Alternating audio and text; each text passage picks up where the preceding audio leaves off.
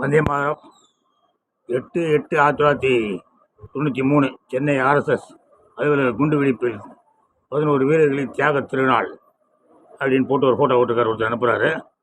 அப்போ நான் வந்து மாம்பலம் சட்ட ஒழுங்கு இன்ஸ்பெக்டர். மதியானம் 2 மணிக்கு கோடம்பாக்கம் ஃப்ளாட் 2nd ஃப்ளோர். எனக்கு சாப்பிட போகிறேன். ஐயா உங்களை கமிஷனர் கூப்பிட்றாரு மைக்கில், உடனடியாக வாங்க அப்படின்னு சொல்லி டிரைவர் பின்னாடியே ஓடியிருந்தான்.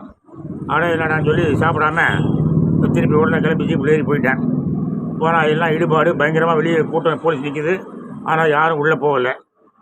ஆனால் நான் வந்து யார் ராஜீவ்காந்தி கொலையில் வேலை பார்த்தவனாச்சே, மனித வெடிகுண்டு, குப்பி, கிரினெட் இதெல்லாம் பார்த்தாள், துப்பாக்கி எல்லாம் பார்த்தாள். அதனால் நான் பாட்டில் டக்கு டக்குன்னு உள்ளே போனேன், ஏறினேன்.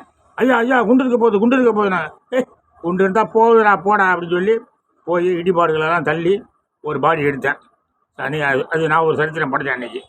அப்படியே எல்லாம் வெளியே இருந்து வேடிக்கை பார்த்துருந்தேன். அதுக்கப்புறமா தான் மற்றவங்களாம் உள்ளே வந்து மொத்தம் இந்த சொத்து போன மொத்த பேர் பாடி எடுத்தாங்க. நான் முதல் பாடி எடுத்தது நான் தான்.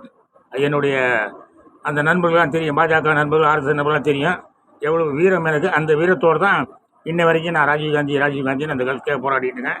ராஜீவ்காந்தியை கொள்றதுக்கு முக்கிய அதிகாரி சோனியா அப்படி சொல்லிக்கிட்டு இருக்கேன். ஆனால் சோனியாவை பார்த்து ஏன் பிஜேபிக்காரன் பயப்படுறான்னு தெரியல எனக்கு. இருந்தாலும் விரைவில் விடுவரும் நம்புவோம். ஜெய் ஹிந்த்.